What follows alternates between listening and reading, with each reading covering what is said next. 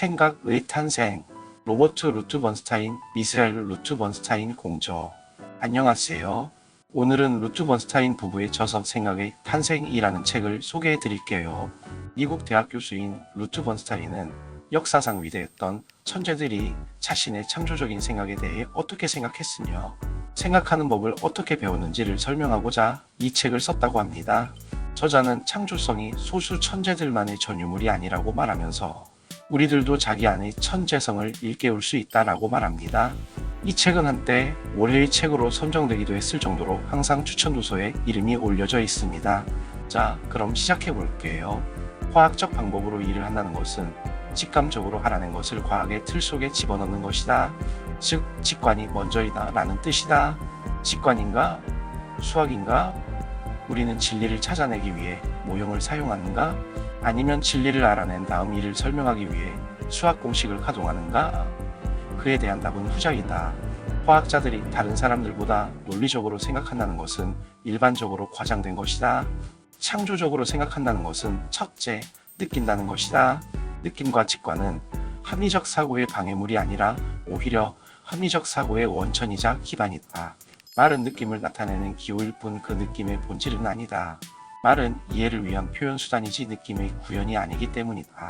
우리가 뭔가를 증명할 때는 논리를 가지고 한다. 그러나 뭔가를 발견할 때는 직관을 가지고 한다. 직관이 없는 기하학자는 문법에는 통달했지만 생각은 빈약한 소설가와 같다. 모든 과학은 예술에 닿아 있다. 모든 예술에는 화학적인 측면이 있다. 오늘날의 교육은 이론을 가르치면서도 이를 실제 세계에 적용하는 방법은 가르치고 있지 않다. 이것은 상상력 결핍으로 이어진다. 존재하지 않는 것을 상상할 수 없다면 새로운 것을 만들어낼 수도 없으며 자신만의 세계를 창조하지 못하면 다른 사람이 묘사한 세계에 머무를 수밖에 없다. 존재하는 사물을 보려면 반드시 눈을 떠야 하지만 존재하지 않는 것은 눈을 감아도 볼 수 있어. 그래서 실제하지 않는 것이 실제하는 것보다 더 쉽게 보이는 거야. 교육에서 무엇과 어떻게의 결별은 곧 어떤 것을 안다는 것과 이해한다는 것이 분리되는 결과로 나타난다. 이해하지 못한다는 것은 실제로 그것을 어떻게 응용해야 할지 모른다는 것이다. 감각적 경험과 감각적 형상은 너무 많고 복잡하기 때문에 창조적인 사람들은 필수적인 생각 도구로 추상화를 활용한다. 복잡한 사물들을 단순한 몇 가지 원칙들로 줄여나갔는데 이것이 추상화이다. 이 단순화는 자주 패턴화와 짝을 이룬다. 패턴을 안다는 것은 새로운 것을 창조하는 첫걸음이다. 패턴을 인식한다는 것은 곧 유추로 이어진다. 명백히 달라 보이는 두 개의 사물이 중요한 특징과 기능을 공유하고 있음을 깨닫는 일은 중요하다. 다차원적으로 생각하는 것이다. 많은 창조적인 사람들은 뭔가를 생각할 때 자기 자신을 잊는다고 한다. 음악은 우리에게 그냥 듣는 것과 주의 깊게 듣는 것을 구분하도록 한다. 모든 지식은 관찰에서부터 시작된다. 관찰은 수동적으로 보는 행위와 다르다. 관찰은 생각의 한 형태이다. 관찰을 통해 행동의 패턴들을 구분해내고 패턴들로부터 원리들을 추출해내고 유사성을 이끌어내고 행위 모형을 창출해낼 수 있으며 혁신할 수 있다. 어느 순간 내가 주변에 있는 것들을 잘 보지 않는다는 것을 알게 되었다. 그러나 그럼에도 불구하고 난 그것들을 인식한다. 보지 않아도 인식하는 것이다. 내 작업은 눈에 익숙한 것들을 내가 어떻게 보는지 보는 지점에서 시작된다. 보려면 시간이 걸려. 친구가 되려면 시간이 걸리는 것처럼 말이지. 사람을 끊임없이 탐구하는 것은 작가의 필수적인 자세다. 관찰력의 비결은 시간과 참을성에 있다. 행인들이 무신경하게 못 보고 지나치는 순간 세계는 참을성 많은 관찰자에게 그 놀라운 모습을 드러낸다고 한다. 배우의 영감을 자극하는 유일한 것은 그가 매일매일 살아가면서 행하는 지속적이고 예리한 관찰이다.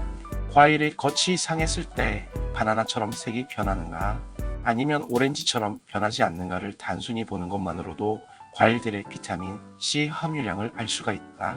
진정한 창조자는 가장 평범하고 필요한 것들에서도 주목할 만한 가치를 찾아낸다.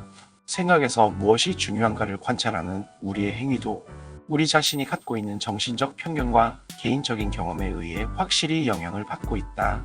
그래서 관찰은 생각의 한 형태이고 생각은 관찰의 한 형태다. 발견은 모든 사람들이 보는 것을 보고 아무도 생각하지 않는 것을 생각하는 것으로 이루어져 있다라고 말한다. 이처럼 관찰은 감각작용을 이해하는 일이다. 관찰을 위한 예술훈련법.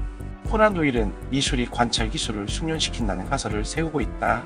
관찰에는 스케치가 필수적으로 따라야 한다. 어떤 것을 묘사하는 일은 주의력을 훈련시키고 강화시키며 현상 전체를 보게 만든다. 그렇기 때문에 뛰어난 관찰자라면 스케치에도 능숙해야 하며 이 점에는 이견이 있을 수 없다. 실제로 많은 위대한 과학자들은 공식적인 미술 교육을 받은 것으로 알려져 있다. 보긴 보되 겉으로 보이는 것 너머에 있는 것을 봐야 한다. 미술은 보이는 것을 표현하는 것이 아니라 어떤 것을 보이게 하는 것이다. 관찰은 음악을 공부하면서도 키울 수 있다. 물건들을 수집하는 것은 시각적 관찰력을 증대시키는 아주 좋은 방법이다. 나는 피아노 앞에서 실제 노래를 부르는 것보다 머릿속으로 음악 연습을 더 많이 한다. 가수라면 음악을 볼 수 있어야 하기 때문이다. 파바로티. 누군가의 마음속에 있는 생각이나 사실을 어떻게 다른 사람의 마음에 옮겨놓는가? 그것은 이미지를 통해서다. 소리로 생각하기에는 인류 음악가들이 소리를 안 내고 연습하는 것이 어떤 것인지 말해준다. 그들은 자신들의 곡을 상상한다. 마치 운동선수가 머릿속으로 동작을 연습하는 것과 같다. 파인먼은 대수학 문제를 의도적으로 기하학 문제로 전환시키면서 문제를 볼 수 있는가? 하고 자문하곤 했다. 추상적인 관념을 구체적인 사물로 바꿔서 떠올려보는 간단한 시도만 가지고도 효과를 볼 수 있다. 뭔가를 생각한다고 했을 때는 이게 물질적으로 어떻게 구현되는지를 볼 줄 알아야 한다. 또한 제도, 드로잉, 회화, 사진술 등을 제대로 연마하면 우리들도 얼마든지 형상화 능력을 향상시킬 수 있다는 것이다. 청각 기술을 발달시키기 위해서는 작곡가 지망생들이 잘 알려진 작품으로 상상의 연주를 하게 해야 한다. 그러고 나서 그것을 실제 연주와 비교해 보는 것이다. 이런 훈련은 마음의 귀와 눈을 단련시킨다. 추상화는 곧 단순화이다.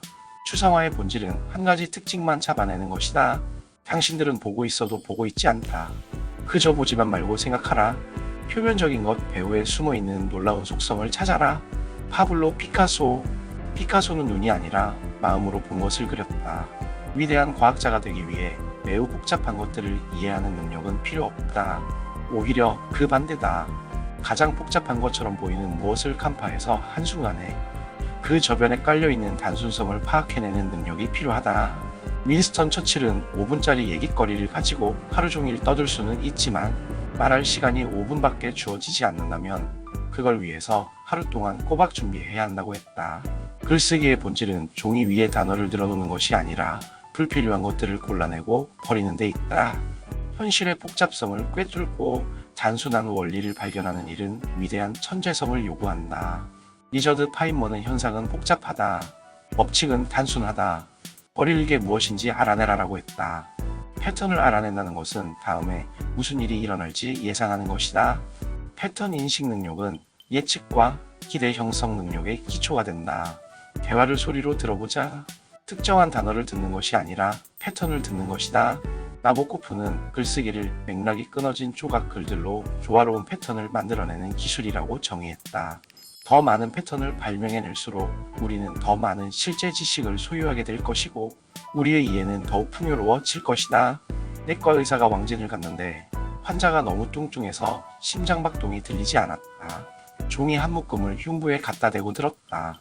이렇게 해서 청진기가 발명된 것이다. 좋은 수학자란 사물들 간의 유사성을 발견하는 사람이고 위대한 수학자는 유사성 간의 유사성을 찾아내는 사람이다. 유추할 수 없다면 창조할 수 없다. 어떤 사물을 볼 때 그것이 무엇인가가 아니라 그것이 무엇이 될까에 착안해야 한다. 그래야 사물을 전혀 새로운 방식으로 활용할 수 있다. 우리들은 과도하게 머리만 쓰는 경향이 있어서 몸이 먼저 일의 처리 방법을 알고 있다는 사실을 잊고 난다. 우리의 감정이 크게는 얼굴 근육에 의해 나타나지만 모든 얼굴 근육은 우리 몸 내부의 장 근육과 연결되어 있으며 장 신경에 의해 활성화된다고 주장한다. 중국의 격언, 나는 듣고 있는다. 나는 보고 기억한다. 나는 행하고 이해한다. 감정이입의 본질은 다른 사람이 되어보는 것이다. 사냥에 성공하려면 사냥감처럼 생각하라. 대나무를 그리려면 먼저 내 안에서 그것이 자라나게 하라. 새로운 이해를 얻을 수 있는 가장 유용한 방법을 공감적인 직관 혹은 감정이입이라고 보았는데 이것은 문제 속으로 들어가 그 문제의 일부가 되는 것을 가리킨다. 이러한 감정이입적 상상력을 촉진하고 증진시키기 위해서는 연극 경험이나 문학적 소양이 도움이 된다. 내가 나 자신이 아니라 스스로 이해하고 싶은 것이 될 때 가장 완벽한 이해가 가능해지기 때문이다. 문학은 젊은 의사들이 적절한 감수성을 갖도록 해주고 적절한 순간에 적절한 단어를 찾아낼 수 있도록 도와주며 심지어는 자신이 환자가 된 것처럼 느끼게 해줄 수도 있다. 사냥을 잘 하려면 동물처럼 행동하고 생각하는 법을 배워야 한다. 말을 길들이기보다는 스스로 움직이게 해야 한다. 이는 말의 관점에서 세계를 볼 수 있어야만 가능한 것이다. 나에게 있어 조각이란 모형을 만들고 크기를 키우고 실제로 돌을 깎는 일들의 혼합이 없다. 우리가 플레밍이나 파인먼 혹은 콜더나 모차르트에 매혹되는 이유는 어떤 면에서 그들이 어른으로 성장하지 않았다는 사실 때문이다. 자신의 깨달음을 다른 사람이 이해할 수 있는 형태로 변형할 필요가 있다. 상상력이 뛰어난 사람들은 거의 예외 없이 숫자를 시각적 이미지의 형태로 바꾸어 생각한다. 유형이 다른 사람들을 위해 과학적 진리가 다른 형태로 소개되어야 한다. 그림 또는 상징적 표현으로 제시되건 간에 모두 동일하게 과학적인 것으로 간주되어야 한다. 과학자는 우주의 한 점에서 일어나는 모든 것을 보고 시인은 시간의 한 점에서 일어나는 것을 느낀다. 그는 빛을 듣고 소리를 본다. 아는 것은 수동적인 것이며 이해한다는 것은 자신의 알에 따라 행동할 수 있는 것을 말한다. 작곡가 슈만, 음악가라면 라파엘로의 그림을 연구해야 하며 화가라면 모차르트의 교향곡을 공부해야 한다. 그럼으로써 서로 똑같은 이점을 얻게 된다. 더 나아가서 배우가 조각을 공부하면 동작의 틀이 잡힐 것이고 조각가가 연극에 대해 탐구하다 보면 그의 작품은 배우와 같은 생명을 갖게 될 것이다. 화가는 시를 그림으로 바꾸고 음악가는 그림에 음악성을 부여한다. 자, 루트 번스타인 부부의 생각의 탄생이라는 책 어떠셨어요? 화학보다는 직관이 먼저라는 얘기죠. 직관은 느낄 수 있느냐? 이고 직관을 위해 잘 관찰하라고 합니다. 간혹 우리가 카페에서 지나가는 사람들을 그냥 멍하니 바라보는 것도 일종의 관찰입니다. 잘 보면 보입니다. 그리고 보이지 않는 것을 상상해 보세요. 그런 게 재미있지 않을까요? 요즘 물멍이라는 취미를 가지고 있는 분들도 많아지는 것 같은데요. 그게 창조성의 시작일지도 모르겠습니다. 생각의 탄생은 창의성을 필요로 하는 직업, 특히 광고 분야에서는 필독서로 분류되는 책입니다. 창조적, 창의적, 독창적, 특별한, 독특한 이런 단어들을 들으면 어떤 기분이 드세요? 우리가 너무 평범하고 매일 똑같은 삶을 살다 보면 이런 단어들과 거리를 두기 쉽습니다. 주변에 그런 사람들이 있으면 불편하기도 하지요. 하지만 우리 삶을 바꾸는 것은 그런 단어들인데 말입니다. 거창하게 세상을 바꾸려고 하지 말고요. 그냥 우리 생각을 바꿀 수도 있습니다. 그럼 행복해집니다. 오늘도 좋은 꿈 꾸세요. 감사합니다.